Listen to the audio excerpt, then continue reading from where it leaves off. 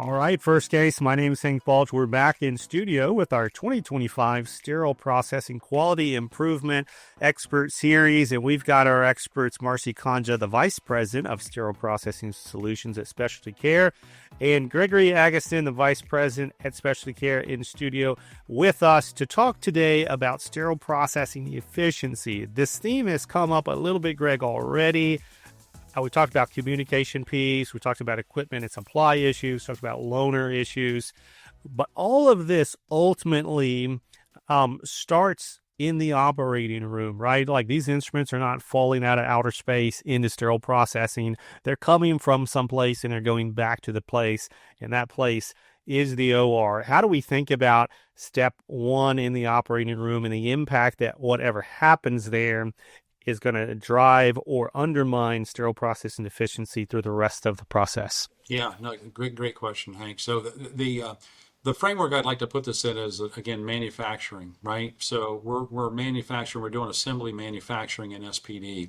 And in order to do that, we have to have raw materials. Well, the raw materials come from basically three places.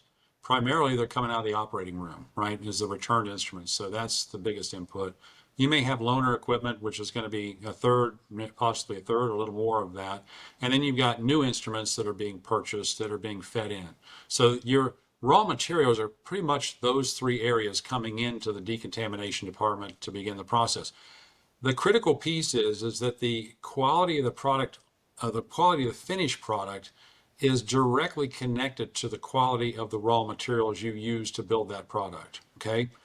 The challenge is, and I'm framing it this way because I want people to think of the instruments coming from the operating room in a different viewpoint than we typically look at them. Okay, we look at them just say, okay, all the instruments come down.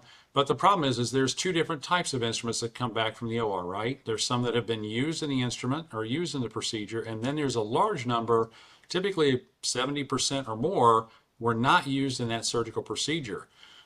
The reason I bring that up is because your input, your raw material now are two different types, two different level of quality when they come into the department.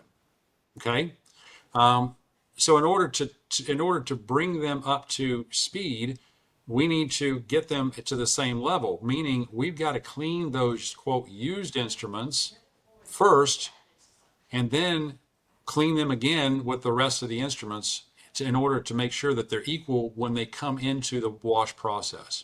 It's a different way to look at it. And I know some people are going to scratch their head, and people are going to say, well, we can't separate instruments. People won't, they'll only clean these, they won't clean those. I'm not talking about that at all. There's definitely key processes the operating room has got to do. They've got to ideally separate the instruments from what was used, what was not. They need to treat them properly, both being sprayed with wetting agents. They need to have gross, the used instruments, get rid of the gross debris, remove it, put them back in the container, cover them with moist towel. So there's a whole process around that. My point being is that if we don't look at the instruments that way, one of the highest error rates we see at virtually every hospital is bioburden on an instrument or foreign material in or on a tray. Okay, those are the two, like literally 40% of the errors and we looked at thousands of errors that were reported. 40% of the errors, if not more, are of those two categories. That is the number one problem we see. The scary part is that those are typically being caught by the operating room. Okay, those are being reported by the operating room. What scares us is, what are they not catching that's going through? Okay, so it's back to that cleaning process, and the way to do that is we've got to have a better process than what we're doing now, where you commingle all the instruments, used and not used. You run them through the process at one time, and you end up with instruments that are showing up with bone and bioburden debris, stuck on them, in them, or in the tray. That's what we're trying to solve for. So there's a way to do that, and we'd be happy to talk to anybody about how you implement that process effectively, but it will reduce your error rates significantly in those two critical categories. Yeah, not that we have time to get into this topic, but I love how that manufacturer illusion, because if you were to view the process like we're manufacturing, we'll say automobiles, right? It would be like relying on the user, the driver, to figure out, is there anything wrong with this car? It's already off the lot. They bought it. They're driving it, and now they're catching 40% of errors in the manufacturing process, like while they're driving. Well, that's what's happening in the OR when the OR is finding all these errors. It's like, guys, this thing has already left the factory, and now they're finding like that is not the time to find these challenges. To your point, and huge, huge conversation that the industry needs to continue having. So thank you very much, Greg, for bringing that up. Going into SPD, though, obviously we got these raw materials, Marcy, like Greg said, and they're coming from the OR, different levels, not only of cleanliness, but we didn't even reference.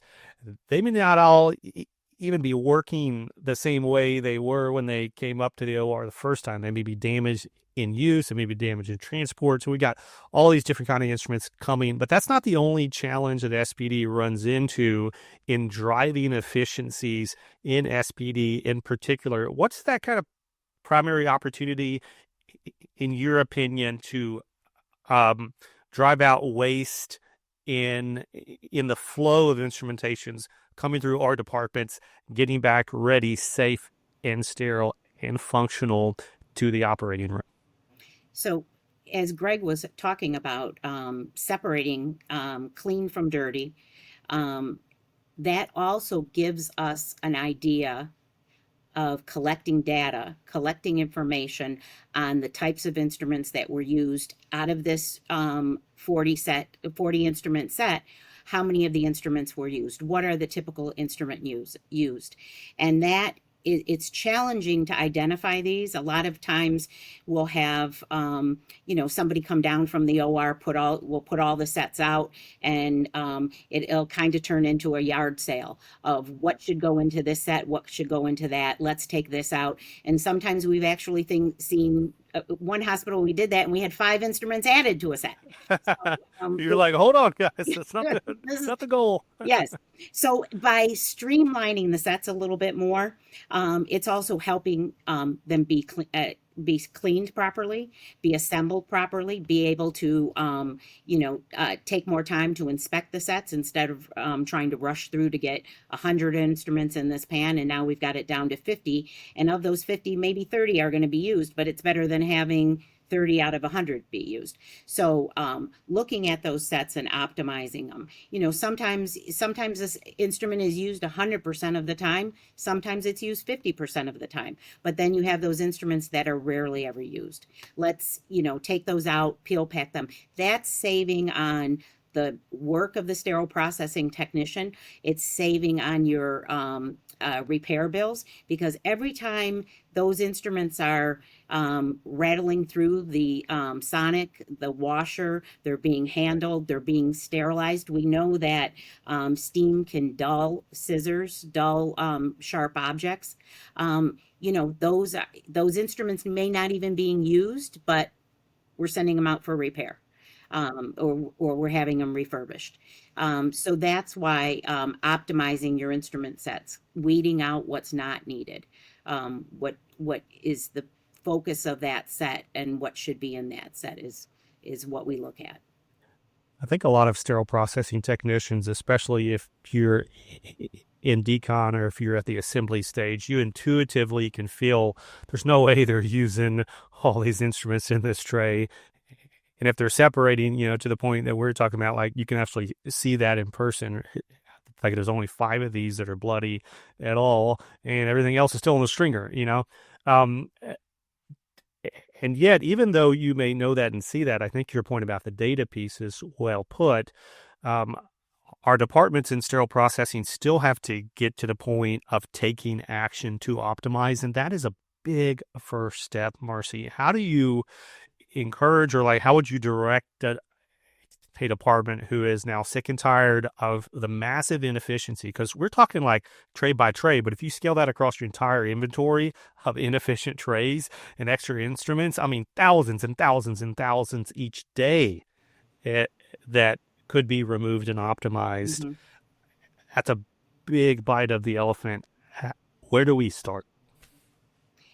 By looking at what's commonly used and gathering the data from, the surgeon, the surgical tech, and from sterile processing of what they see that is used. If we can grab one service line at a time and collect that information, focus on that service line as it's coming through decontam, seeing what's used and what's not used, and then working with the OR and the surgeon to remove those sets, remove those instruments, make sure that they can be available if needed. Sometimes that means, taking out instrumentation from 5 different sets and then creating one little set of that backup as something that they can grab if they need it. But it's going to help with the turnover of the OR, help with the turnover of the instrumentation, and support that repair. Unfortunately, because it's so busy and a lot of SPDs are understaffed, right? The ORs a lot of times are understaffed. The challenge is getting somebody to dedicate to do this process. And what we've done is we actually offer a service where we do have a data-driven approach where we monitor and we track what each physician uses over multiple cases. So we can come back and for a service line and say 10 surgeons, 50 cases, etc. Here's the instruments that were used every time. Here's the instrument used X number of times, and we can show that information. And then from that information, then you can go back to surgeons and you can say, look, guys, you're never using this. Because when you just go to them and again go to the yard sale, it's like, okay, it's kind of like, maybe I might use that someday, so just keep it in there. To the surgeon, it doesn't matter, right? But to efficiency, and it really should matter to the surgeon because it impacts the room setup, the room takedown, it impacts everything that they're doing in there. It really does need to be efficient. So having some, a lot of times it's great ideas of like how to do this, and they try to do it internally. But a lot of times it's worth a while to do it externally to have somebody come in that knows how to do it efficiently, and knock out this very quickly, because you can do it very quickly, or you can drag this thing out for a long time and not do it very efficiently. But it's definitely 100% waste to process instruments that are never used. That's what we're trying to get rid of. Yeah, Greg, I think that is a very a true statement about the lack of time that we have in general to be proactive in these kinds of things. And this is one of those challenges. I mean, it is a huge challenge for any mid-sized hospital. Like, you're talking a lot of trays, a lot of service lines, a lot of complexity, and then standardization is a part of that as well. Hopefully, as you're looking at those instrument styles. So yes, this is one of those that could you do it by yourself? If you had 20 years and dedicated staffing, maybe. Do you want to take that long? Probably not. So yeah, great advice there to look beyond and look outside for some expertise. Speaking of expertise, that's who we've got in front of you right here in this expert series. Not only on this optimization and efficiency part, we've talked about a lot of topics already in this series. We've got a few more here before we wrap it up this year. But please, that's why they're here. Reach out. Specific around these sterile processing quality challenges that we've been talking about. We're going to have the 2 experts' email addresses in the show notes. You can connect with them directly through LinkedIn and ask these questions. Speaking of questions, we're going to have more questions next episode on the value of specialization, one of the hot button issues in sterile processing. Should we specialize? If so, how, and what does that look like? So we'll tackle that next month. So stay tuned, and we'll talk again real soon.